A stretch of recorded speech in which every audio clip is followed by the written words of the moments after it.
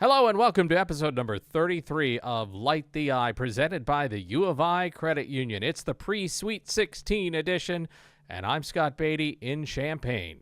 I'm Robert Rosenthal in Houston. Oh, well, that's interesting because the Sweet 16 for Illinois is in Houston, Robert. Maybe I should go tomorrow night. That sounds like a good idea. Sounds like a good idea indeed. Hopefully, your soul can take whatever happens one way or the other. But we're going to talk about that. My soul can only take one thing that's happening. The other part will shatter. Well, there's also the path to getting there, which is really more what I'm concerned about. Good point. We are in the Center for Innovation in Teaching and Learning inside the Armory, and you might hear faintly some sounds of spring from outside the walls. Robert, those are the drums of the Marching Illini. I was going to do it. We've talked about this before. I was going to do it. Landscape architecture prevented me from doing MI my sophomore year. Well, on my way in, I saw a couple of frat guys not throwing snowballs, such as I've experienced before on my way in, but they were throwing a baseball around. The MI drums are out there. Well, some of them, because some of them are in Houston, right?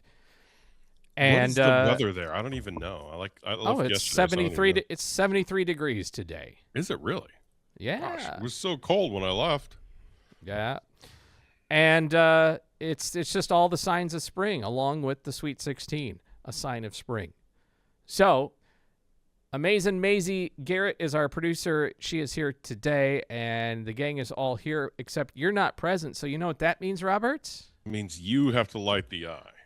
I've got the switch. I have control. I get to say it's time to light the eye, and then I get to press the button. Better be blue.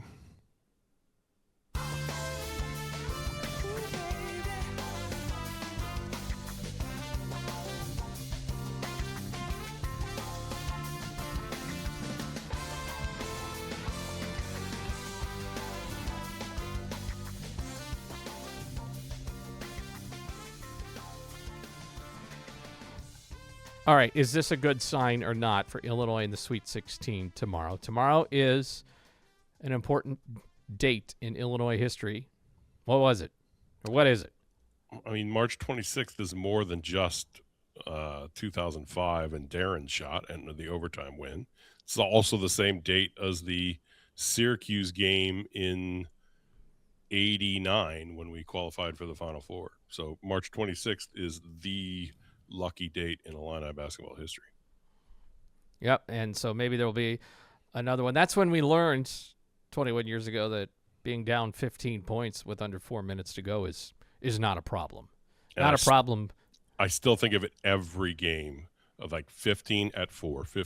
That's like my benchmark for any game of, is this still a game or is it mostly over? It's not analytically final. Yes, correct. As proven in 2005. It's not AJ red time. So today was the open shoot around for the teams, right? And press conferences and all that. What's the vibe in Houston? Well, first of all, they said they'd let us see 15 minutes of the shoot around. It was 9 minutes of stretching with Fletch, and then it was 6 minutes basically of a few warm-up layup lines, and then we were ushered out. So, I get excited to see at least some part of practice, and I thought we'd get to see the first 15 minutes. This was very football-like of 10 minutes of stretching, 5 minutes of a couple shots, and all right, media has to leave now. So that was a little disappointing. But now you know their secret game plan to stretch before they play. Yes. I know all of the Fletch stretches now. I could go home and do them right now. Well, actually, there's some of them. There's no chance I could do. The problem with this is now Houston is aware that Illinois is going to stretch, and they may decide to stretch themselves. Yes. And now all the word is out about these stretches, and now everything is ruined from letting the media in. So, it's been a interesting day here just because, for one, it doesn't feel college-like. Like this is a very, this is the same thing in Boston. It's just interesting to be in an NBA arena watching college teams warm up. There's just something to the way the hallways are laid out and the way the locker rooms are set up for NBA players to have like the fanciest locker rooms imaginable. The arena is really interesting. I said this to several people as we were standing there looking at it. It's very opera house like. It's going to be a strange reference, but Scott, when you and I went to see Tannhäuser in New York City, when was that? 2023? When was that? Yeah, I don't know that 2024. we You and I, you wanted me don't know. to We need to bring that up, but tell all of America you and I going to see a 3.5 hour Wagner opera. I think it was longer than that. Yes. When we went to Tannhäuser, so like Lincoln Center there, they have the vertical box seats there that surround. People have seen this like Paris Opera House or this and that, where there's seats on the floor and then there's just these vertical walls going straight up. So this arena has that. It has like 3 levels of suites that are one on top of the other, and then the upper decks on top of that. So it's a really interesting layout in there. Feels very professional. Feels very, yep. This is a arena built for NBA basketball, and there will be college games played here. There's not the feel of here's where the cheerleaders go, and here's there's usually a lot of room. We saw it in the women's game over the weekend at Vandy. Like there's plenty of room for everybody around the court and this and that. This is the opposite of that. This is going to be a very professional arena and a very professional feel to these Sweet 16 games. Have you sensed the other fan bases around? You're staying outside of town, but staying outside of town to avoid seeing other fan bases. Yes, as we discussed last time. Yes. Yeah. By the way, the only feedback I've seen from our last episode is everybody that's with you on their mutual dislike of Iowa. Mm-hmm. Nobody has really said, "Gee, Robert, take it down a notch." So I will, even if people were to ask me to take it down a notch, I would be unable to take it down a notch. But yes, breakfast at the hotel this morning, not a single Iowa fan sitting there, at least not wearing any Iowa gear. That's a great success. I could sit there and talk and eat my breakfast in peace, and that's why I'm out here in the burbs. Aside from the heart wants what the heart wants for you, if Illinois can win this game, what are is this the game? You posted about it, and others have noted from the KenPom rating, this is the game of the Sweet 16. This is the combined 2 lowest numbers of any 2 teams in the Sweet 16 round, metrically, which means, what are we, 6 and 4? Yes. Houston's 4, Illinois is 6. Yep. Houston is playing trademark great defense. Illinois is playing great offense, which has been the hallmark of this season. Illinois is playing solid enough defense from a KenPom standpoint to be where they are. But this reminds me, I hate to bring it up, the talking point going into the Loyola game in 2021, which was, well, is Loyola underseeded because their metrics are way different than an 8 seed? Yeah. In a sense, the tough matchup here is for Houston, not for Illinois. Houston got a 3 seed that is number 6 in KenPom. Illinois getting a 2 seed that is number 4. It's whatever. A lot of 2 seeds have been 4 on KenPom before. For Houston, look at some of the other 3 seeds that are like, what was Virginia, like 17th, 19th or something like that. Houston got a really rough draw here that they have to play one of the top 6 teams in the country in the Sweet 16. So, it was my reference last time of, call an ambulance, but not for me, because that's this whole idea that Illinois got a rough draw. It's actually Houston that got the rough draw here. Yes, they get to play at home, not at their arena, but they get to play in their city, and they'll have a lot of fans there. But they, the number The 2 seed should be playing a team that's maybe 13th in Ken Palm right now. They got a tough draw in Illinois, and I like being in that position. To me, when I look at the game, it's just, I mean, Kelvin Sampson, the head coach for Houston, already said it. Illinois' offensive rebounding is going to be a challenge like nothing else that they have seen. And we know for Illinois' sake, it's going to be the defense of Houston. So, as cliche as it sounds to say this game comes down to rebounding and probably turnovers, is there any other way you would look at it? Yeah, I mean that's going to be the thing. The biggest thing when looking at the Ken, and this is what I asked, and I think we have the clip here. The biggest thing that's fascinating to me is we have talked all year about how Illinois doesn't foul. Illinois is the fewest fouls called, when on defense. Illinois has fouled their opponent least of any of the 365 Division I teams. Illinois is first in that statistic, and first by a significant amount. Illinois just doesn't send people to the line because they don't foul a lot, and other teams aren't even in the bonus late sometimes. It's just part of how this whole thing works for Illinois. Houston, on the other hand, as far as getting to the line, is 351st out of 365 teams. They take mid-range jumpers and they don't drive to the hoop and gain contact and this and that. So as this is why I asked the question today, which we could play here in a second, is, well, what do you do with a game like that? What do you do with a game where if what is typically going to play out for each team, especially because Houston doesn't try to draw contact and Illinois doesn't foul, the expected fouls tomorrow would be something like 15 fouls on Houston and 5 on Illinois, something like that.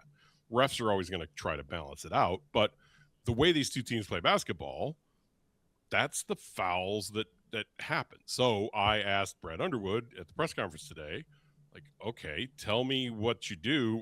How does that impact the game? So let's play the clip right here.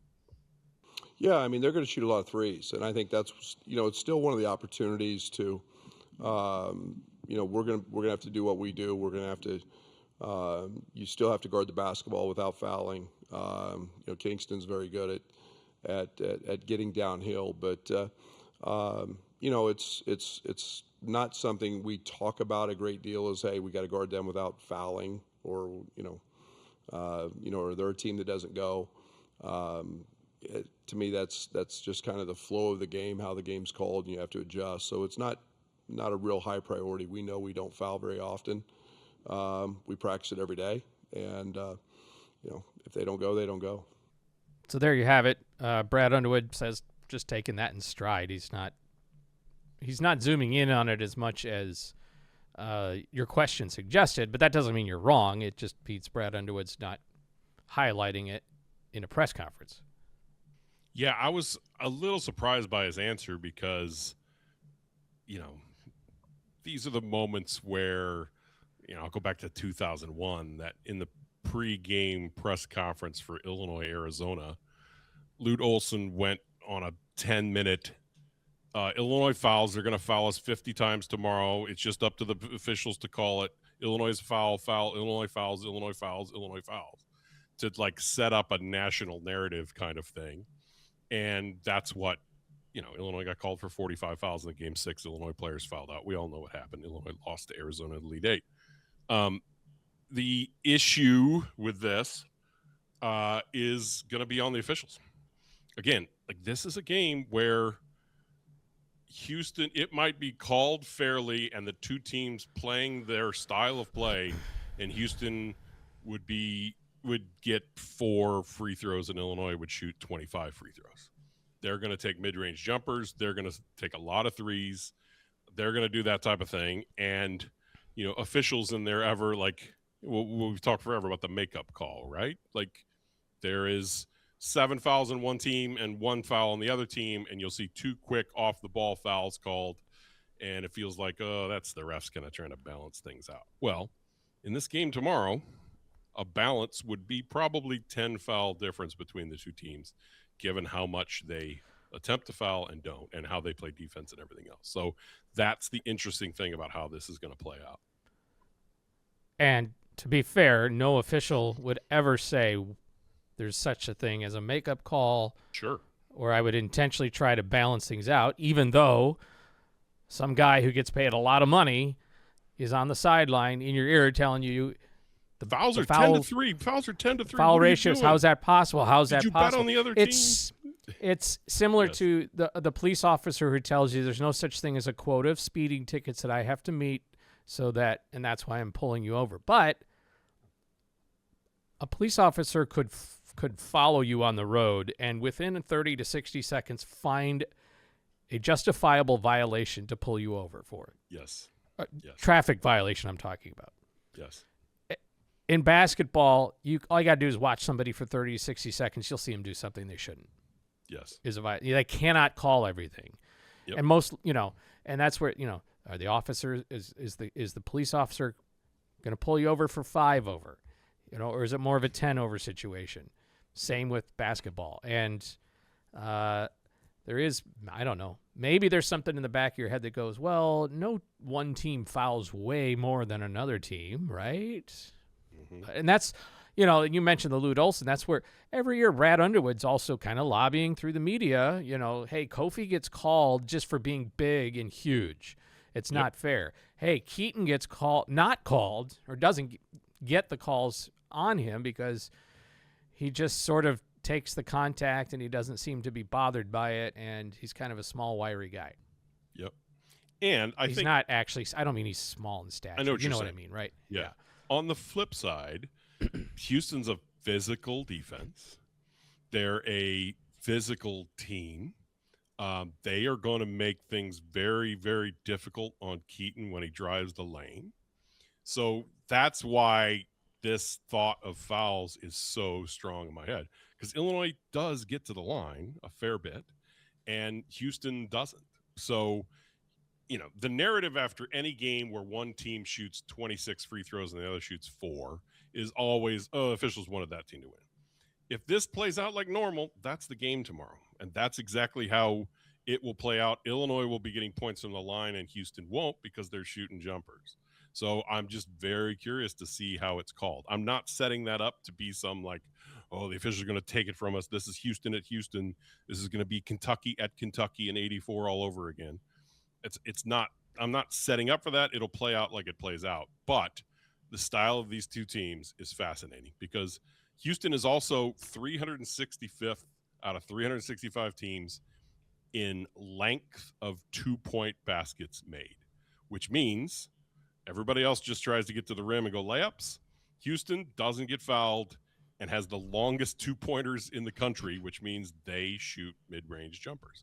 And they recruit guys who can shoot those and this and that. So is that advantage Illinois? Is that disadvantage Illinois? I don't really know. I think the Illinois length could bother them. I don't know if, Big Z reaching out on something, or Merck stepping into a guy shooting a 12-footer. Maybe that rattles them a little bit, that we have such length and we can block shots away from the rim. We will see. But that's the fascinating thing about the game tomorrow, is that Houston is just a dribble around, get to 12 feet, take that jumper kind of a team. The other thing I'm fascinated with this game is the environment. Houston will have essentially a home crowd, but there will be a good contingent from the other 3 schools, all Big Ten programs, Nebraska, Iowa, and Illinois. If you're Nebraska or Iowa, whoever wins, Illinois and Houston are the second game, right?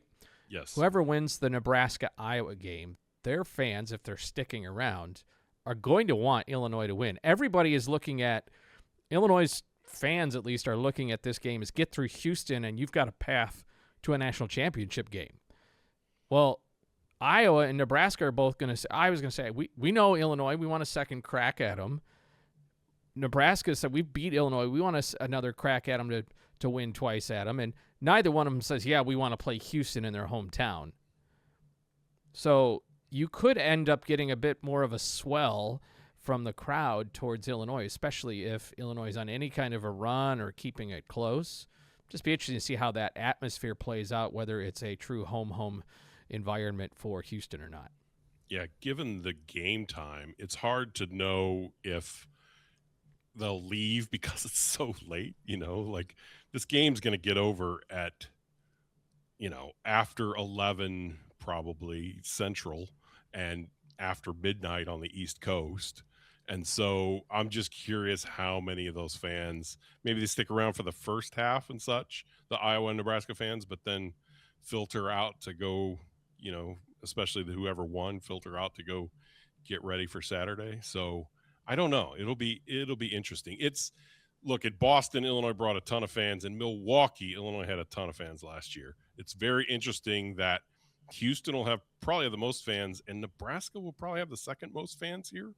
So it's interesting that for a fan base that travels as well as Illinois, A, having to get to Houston, and B, having two other fan bases that are probably going to outnumber, it's going to make for an interesting environment. Anything else you want to touch on here about tomorrow night's game?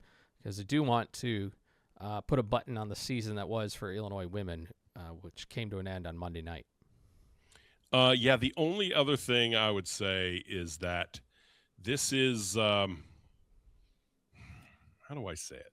When I walked into the arena at Boston and then the team came in for the 15 minutes of shoot around we got to see, there was a lot of awe of like, wow, this is where the Celtics play. And, this is that. I didn't see as much of that today. Maybe I'm looking for that. Maybe I'm trying to see that, and that's why but there was less like players pointing up. I mean, I saw a couple of the walk-ons like pointing at the scoreboard, like that might be the biggest center court scoreboard I've ever played under and this and that. But there wasn't that there was very business-like to this practice. Now, maybe they just came out of a team meeting and went straight into the arena, and Underwood had their heads turned around, and that's the reason. But it's just a tiny observation, but there was less like, wow, we're in Boston, we're playing where the Celtics play, and a little more like business trip kind of thing, which I think is this team's, attitude and general disposition, if you will. Well, this team has already been in the United Center twice this year.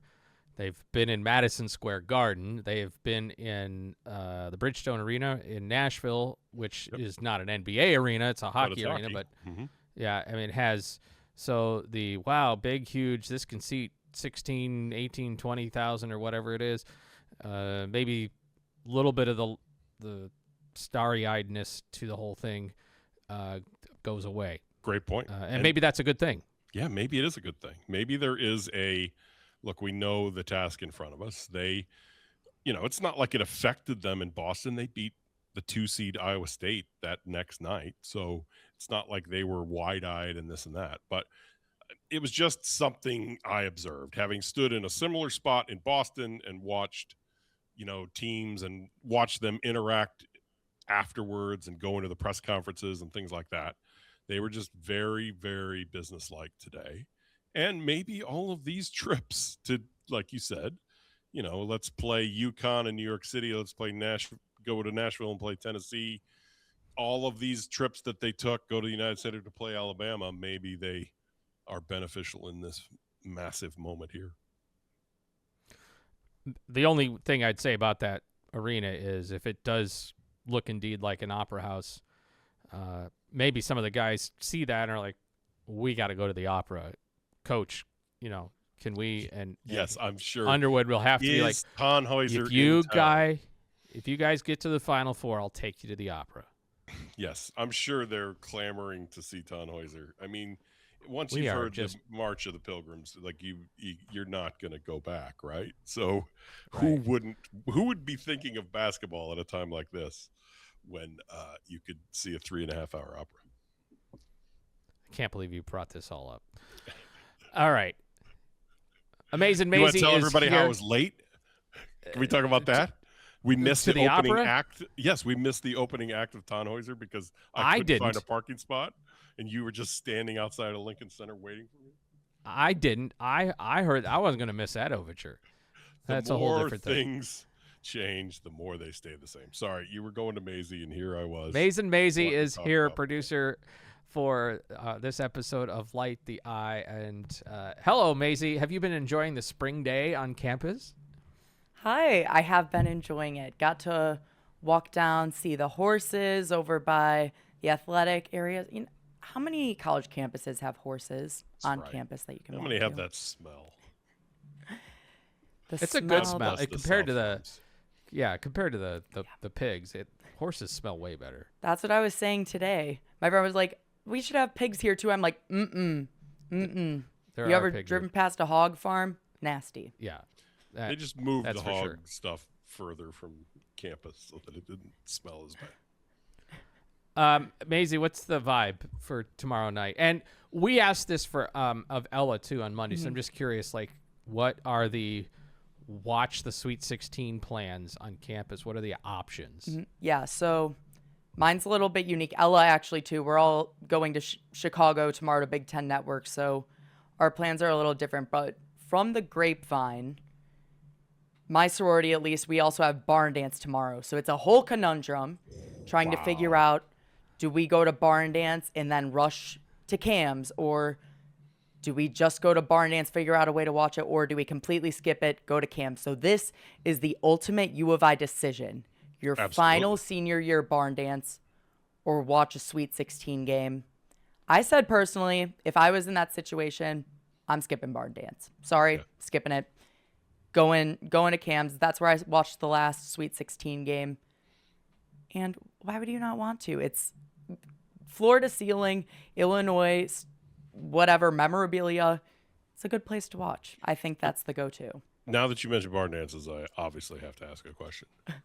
All right. Are there still Boda bags that are made with like so and so barn dance 1994? Do you know what a Boda bag is?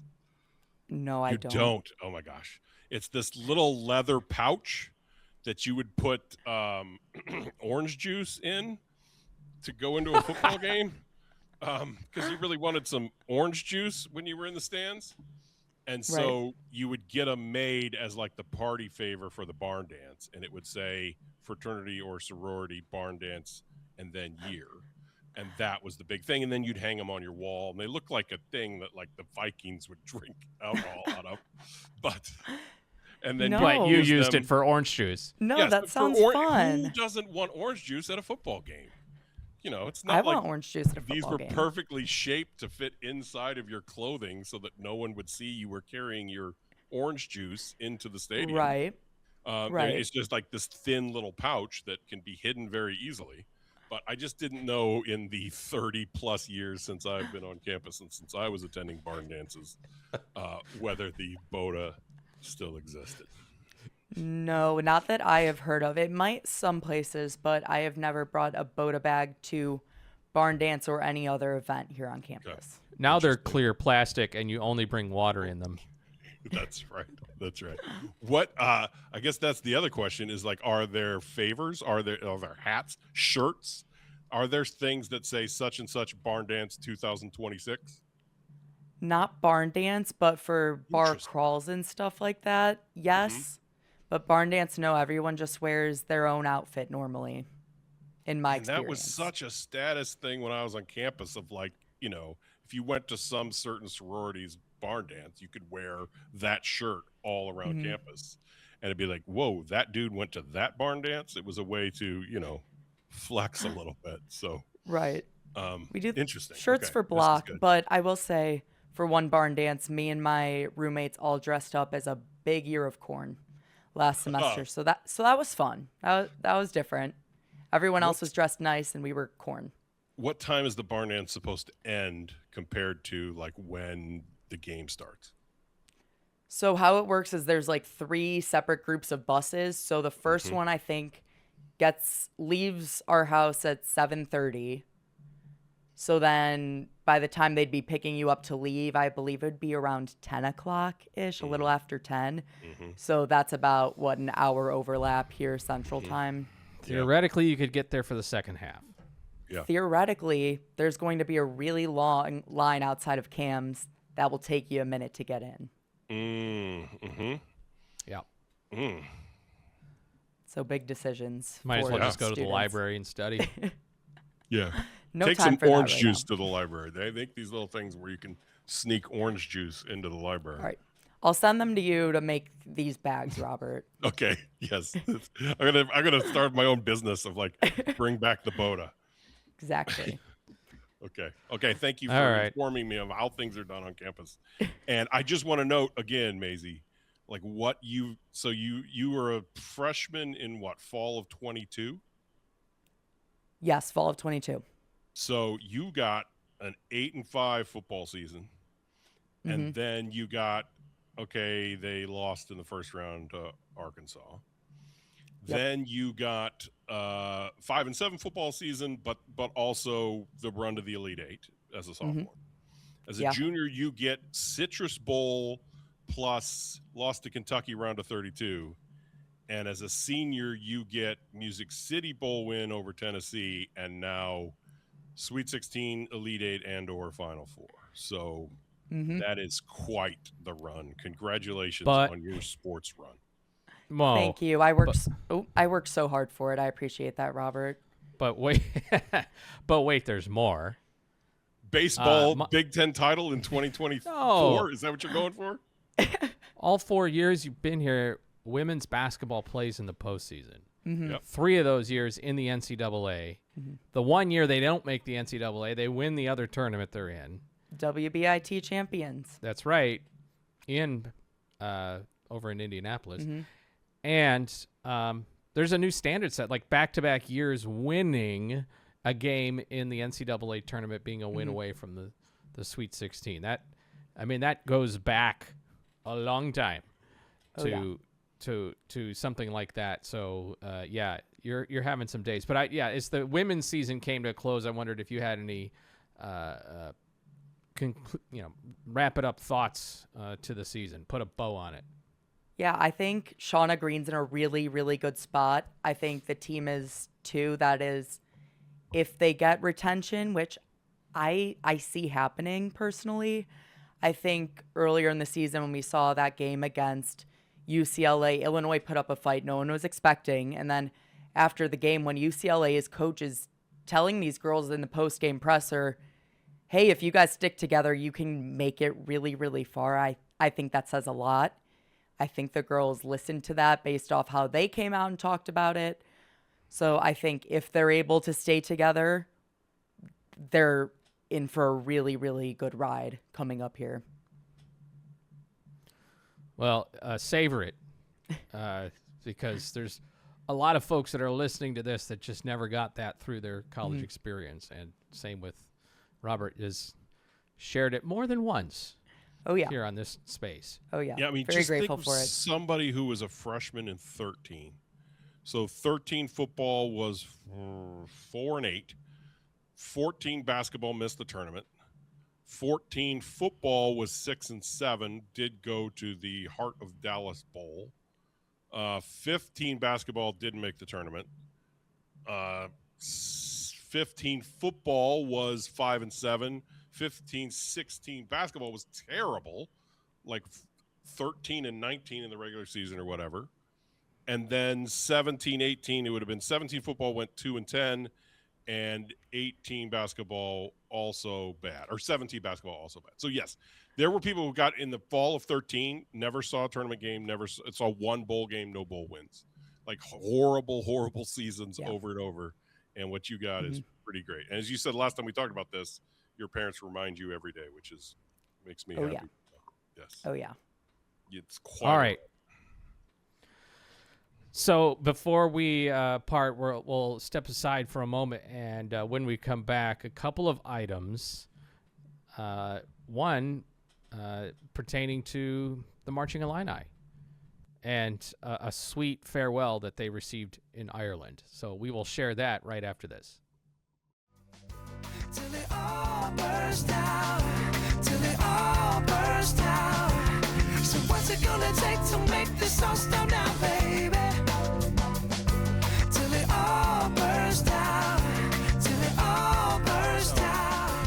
You've mentioned opera a couple of times, and yes, you and I went to the opera in New York City, and look, I'm not ashamed to say I go to an opera from time to time. But I feel like it's the last, like, for anybody who doesn't think yet that I'm a total nerd, now you've just peeled back the curtain entirely. Scott, we just got to be ourselves, right, man? Like, if we were going to the opera together, we got to tell the folks that we were going to the opera together. Didn't I announce it, like, in front of the media that day? Or like, here's the story. Hey, see you at the opera tomorrow or whatever? Yeah, so Illinois basketball had a swing through New Jersey to play Rutgers, and then a game in Madison Square Garden in New York City. That was the Florida Atlantic game, I believe.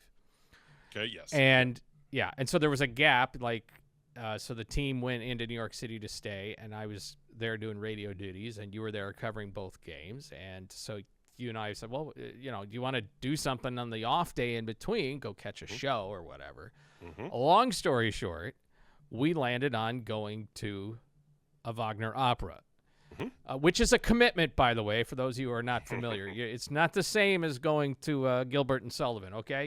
It's a marathon. Should we tell the folks what the first scene of Tannhäuser is? No, we should not. Maybe let's not. We don't want to put up the E tag. It's a great overture. I'll just say that. It's a great overture. Anyway, so we've made this plan, and then but before we leave to New York, there's a football press conference, and we're waiting for this thing to get going, and somebody asks you in this room gathered of several media, hey, what are you doing in New York? And you're like, actually, isn't Scott here? We're like, we're going to go see an opera. Mm-hmm. And I was thinking at that moment, maybe not telling everybody in a room full of sports media that you and I are going to see an opera together. But I'm the bookiest open book that has ever open booked in the history of open books. Yeah, and so now everybody in the Illinois sports media beat knows that you and I went we go to operas together. We're going to do it again. We only did it once. Mm-hmm. It's gonna happen. We only did it once. Can we like do the outro of the Pilgrim's Chorus from can we just that would be great. Like, what if I did like a monologue and we just start with the Pilgrims in the distance, like just a very quiet and then like it gets louder and louder, and then I crescendo with some kind of big point. Let's do that. We'll take that offline. We'll do that next time. But that's a whole idea. If we beat Houston, I promise that I will have some kind of diatribe that I go through, and we're going to put Pilgrim's Chorus behind it. I have another story for another time about the overture to Tannhäuser and the night I got engaged. Okay. To my now wife, but that's another story. All right. Okay, I want to play this. If Houston, you have to tell that story. Okay, good. Okay. Right, resolved. But it's also going to be very nerdy. The Marching Illini has returned from Ireland. They were over there to be, among other things, in the St. Patrick's Day Parade in Dublin. Shout out Barry Hauser, and once again. But this, thanks to one of the folks here at Siddle that shared this. This was posted on TikTok by one of the bus drivers that took the band around. And so in a very Irish way, it's a fitting tribute. So I just want to play this and shout out to the MI. It's always the toughest part of my job, dropping people to Dublin Airport. And as I say all of the time, a lot of my posts, we come as strangers, we leave as friends, and that couldn't be more true than today. One of the most enjoyable 6 days I've ever had at work in the tour business has been just this past week, working with the University of Illinois, working with the Director of Music, Barry Hauser, and all of the different units within the marching band, one of the world's most famous marching bands, award-winning University of Illinois. It was quite the experience, and I look forward to their return in 4 years.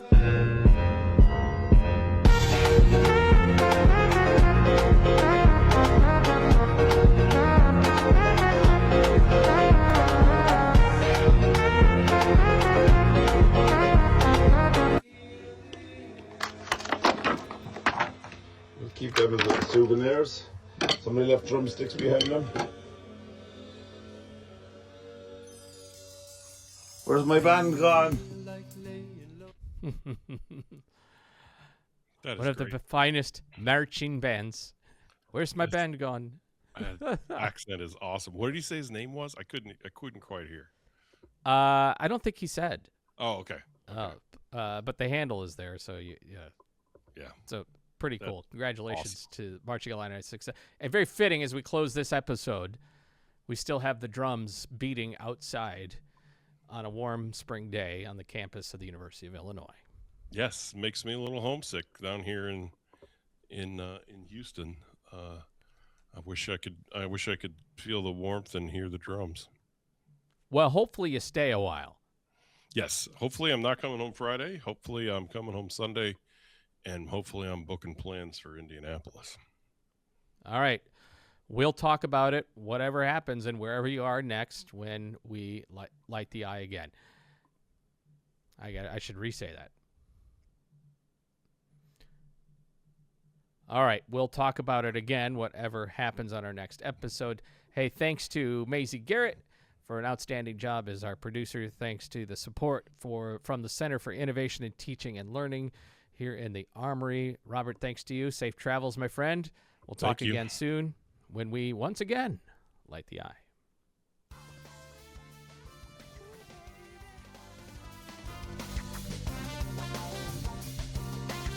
Okay.